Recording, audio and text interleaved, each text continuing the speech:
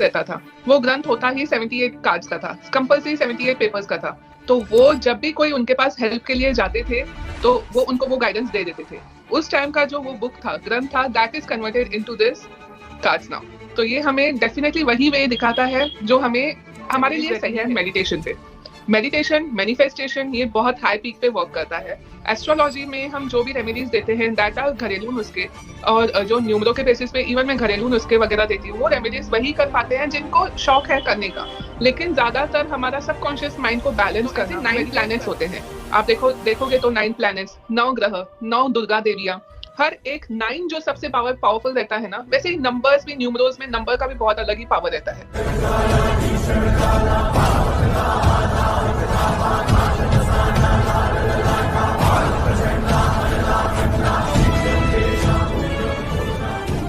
जय श्री राम दोस्तों, आज फिर हम लोग एक नए पॉडकास्ट के साथ आ चुके हैं आपके साथ, और हमारे साथ हैं बहुत ही खास मेहमान जिनके साथ हम काफी सारी चर्चा करने वाले हैं अलग अलग टॉपिक पे।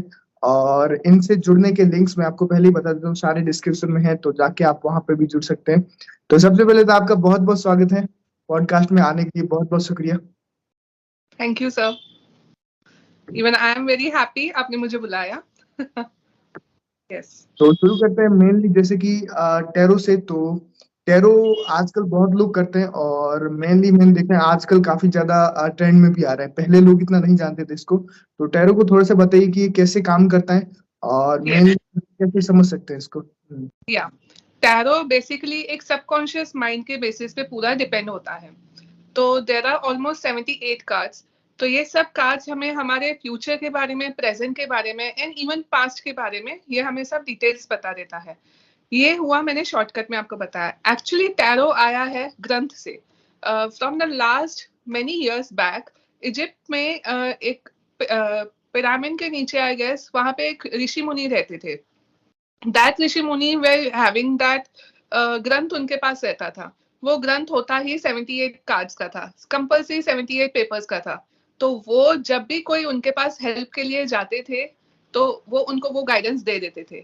उस टाइम का जो वो बुक था, ग्रंथ था, that is converted into this cards now. तो ये हमें डेफिनेटली वही वे दिखाता है जो हमें हमारे लिए सही है। तो या टैरो कार्ड्स हमें मतलब बेसिकली इट्स ऑन ग्रंथ ओनली। ओके। अब मैंने जैसे पहले भी कई लोगों से बात किया था टैरो से रिलेटेड, तो वो बताते हैं कि एनर्जीज पे काम करता है, और मेनली गाइडेंस के लिए काफी ज्यादा ये यूजफुल रहता है। तो ये सही है, मतलब इससे? यस, डेफिनेटली सही है, लेकिन रीडिंग करने वाला कौन है? पहले तो टैरो कार्ड रीडर को पहले अपना दिमाग टोटली काम रखना चाहिए, एंड सेकेंडली उनका खुद के थॉट्स नहीं चलने चाहिए, क्योंकि कार्ड्स वही दिखाएगा जो सामने वाले के थॉट्स आ रहे हैं। लेकिन अगर आप शफल कर रहे हो, आपके ही थॉट्स वहां पे रहेंगे, तो it's use of nothing. Tarot वही दिखाएगा जो उनके थॉट्स आ रहे हैं या जो आपके थॉट्स है। पहले तो आपको थॉट्स क्लियर करने पड़ेंगे, एंड डेफिनेटली गाइडेंस हमें एक एक्यूरेट अराउंड 100% मिल जाती है। तो एक सवाल और मैं जानना चाहता हूँ, जैसे आजकल बहुत लोग टैरो कर रहे हैं, मैं देख रहा हूँ काफी लोग जो नए में भी टैरो कर रहे हैं। तो जो लोग टैरो करवाना चाहते हैं, रीडिंग्स करवाना चाहते हैं, उनके लिए मतलब क्या सजेशंस हैं, कि या कितना एक्सपीरियंस होना चाहिए लोगों को, या टैरो रीडिंग के लिए पेशेंस बहुत चाहिए। पहले तो आपको इसका एक्सपीरियंस चाहिए, द पर्सन वो कितने साल का एक्सपीरियंस है, क्योंकि इंस्टेंटली आप सीखोगे, इंस्टेंटली टैरो रीडिंग करना स्टार्ट करोगे तो एक्यूरेसी नहीं दिखाता है। It needs time, it needs मतलब इसमें बहुत परफेक्शन चाहिए। आपको देखने से ही, कार्ड देखने से पता चल जाना चाहिए कि कार्ड हमें एग्जैक्टली बोलना क्या चाहता है। Each and every card is saying many things. हम उनमें से उतना ही बता सकते हैं जितना वो मतलब एक्सेप्ट कर सकते हैं। Not everyone can accept everything, तो उनको उस वे में बताना है। एंड इवन टैरो के रिलेटेड आजकल लोगों ने क्या किया है ना, डराना स्टार्ट किया है, आपके साथ ऐसा होगा, वैसे होगा। तो इसलिए क्या हो गया ना, बहुत सारे लोग टैरो के लिए आते नहीं है, रीडिंग के लिए आते नहीं, कि हमें नहीं, हमें हमारा फ्यूचर कोई लोग एक्सेप्ट नहीं कर पाते, कि नहीं अगर ऐसा हुआ तो I won't be able to bear. तो ऐसा कुछ भी नहीं है। टैरो रीडिंग इज डेफिनेटली इतना एक्यूरेट रहता है ना, वो हमें सिर्फ पाथ दिखाता है। वो पाथ अगर चूज कर रहे हैं तो वेल एंड गुड, अगर नहीं कर रहे हैं तो we have to face the problems. या आप जैसे कि टैरो जैसे रीडिंग करवाते हैं लोग, तो इसमें जो रेमेडीज होती है वो किस तरह से वर्क करती है या फिर क्या-क्या रेमेडीज बताई जाती हैं? जैसे एस्ट्रोलॉजी इंडिया में बहुत फेमस है, तो उसके लिए अलग-अलग रेमेडीज होती है। हाँ, तो इस पे टैरो के रिलेटेड जितनी भी ज्यादातर रेमेडीज रहती है मेडिटेशन पे। मेडिटेशन, मैनिफेस्टेशन ये बहुत हाई पीक पे वर्क करता है। एस्ट्रोलॉजी में हम जो भी रेमेडीज देते हैं दैट आर घरेलू नुस्खे, और जो न्यूमरो के बेसिस पे इवन मैं घरेलू नुस्खे वगैरह देती हूँ, वो रेमेडीज वही कर पाते हैं जिनको शौक है करने का। लेकिन ज्यादातर हमारा सबकॉन्शियस माइंड को बैलेंस करना, मेडिटेट करना, and third thing manifestation. Tarot के लिए सबसे स्ट्रॉन्ग रेमेडी है मैनिफेस्टेशन। जो हम सोचते हैं, जो हम थॉट यूनिवर्स में भेजते हैं, that is only going to come back to us. तो उतना भेजो, वही भेजो, पॉजिटिव भेजो, क्योंकि यूनिवर्स कभी नो सुनता ही नहीं है। फॉर एन एग्जाम्पल, अगर आप बोलोगे no I don't want this, universe no सुनेगा ही नहीं। यूनिवर्स सुनेगा आई वांट दिस। आप जिससे भागोगे वो आपके पीछे भागेगा, आप जिससे खुद से दूर करना चाहोगे वो आपसे और पास आता जाएगा। तो manifestation is the main remedy for the tarots. And या न्यूमरोलॉजीज में और एस्ट्रोलॉजीज में हम बहुत सारे दूसरे रेमेडीज रहते हैं, depends on the what problems you are facing. And even या वास्तु के पे भी हम मतलब थोड़े बहुत ऐसे रेमेडीज देते हैं जो इंस्टेंट इम्पैक्ट कर देते हैं। तो डिपेंड्स ऑन आपका कौन सा पर्पस है, टैरो है, न्यूमरो बेसिस पे है, या वास्तु बेसिस पे है। या टैरो से आगे बढ़ते हैं।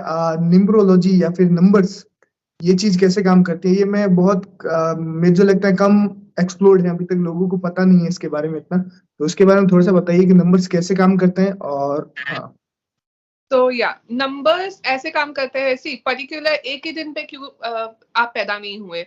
आप इसी दिन पे पैदा हो सकते थे, उसी दिन पे पैदा हो सकते थे, एक ही दिन में बहुत सारे लोग पैदा क्यों नहीं हुए। Every numbers is having a different knowledge.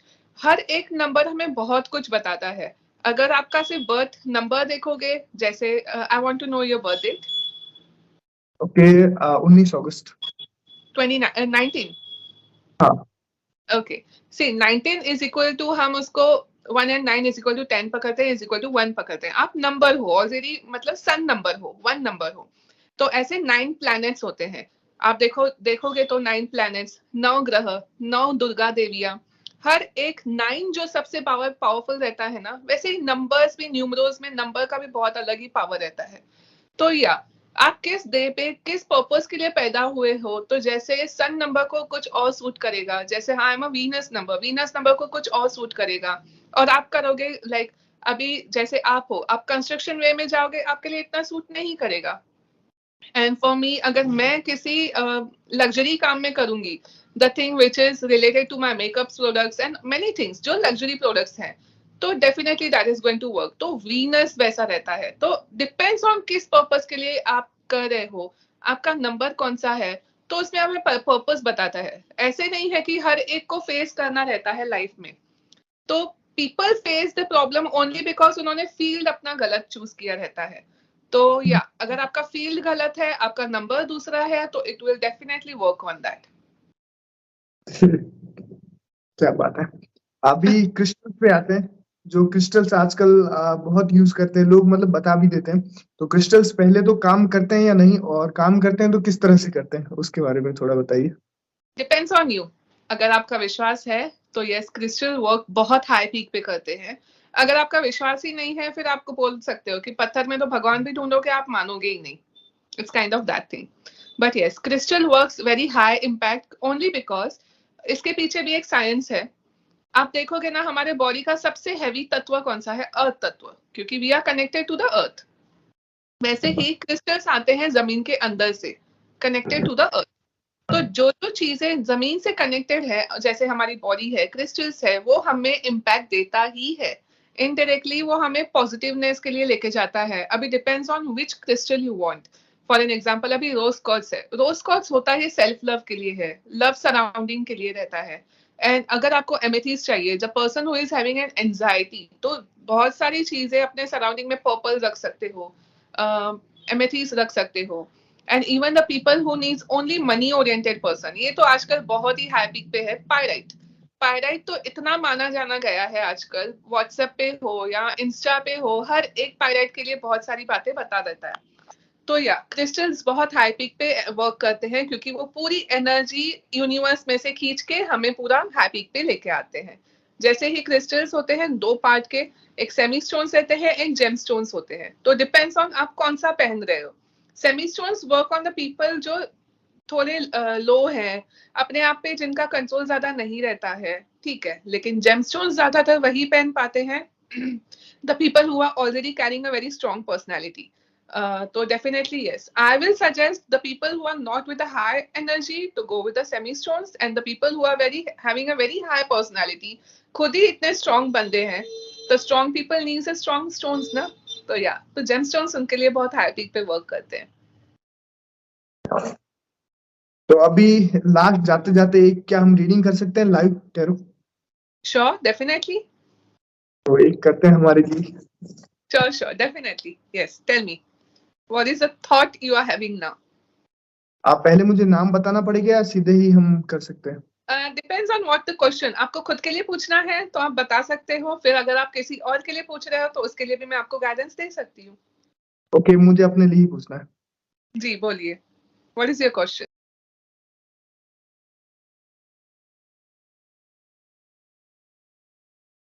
तो बहुत बहुत शुक्रिया। मेरे ख्याल से जितने भी दर्शक हैं आपको आपके क्वेश्चंस के आंसर मिल चुके होंगे टैरो से रिलेटेड, और न्यूमरोलॉजी और क्रिस्टल सभी को काफी अच्छे से एक्सप्लेन किया इन्होंने। बाकी जैसे कि मैंने आप वीडियो के शुरू में ही बताया, जितने भी लिंक्स हैं इनसे जुड़ने के वो डिस्क्रिप्शन में हैं, आप जाके जरूर से चेकआउट कीजिए। बाकी बहुत बहुत शुक्रिया जुड़ने के लिए और सभी क्वेश्चंस के आंसर करने के I लिए। hope out also. मैं आपकी भी हेल्प की होगी, I hope that. बिल्कुल बिल्कुल बिल्कुल।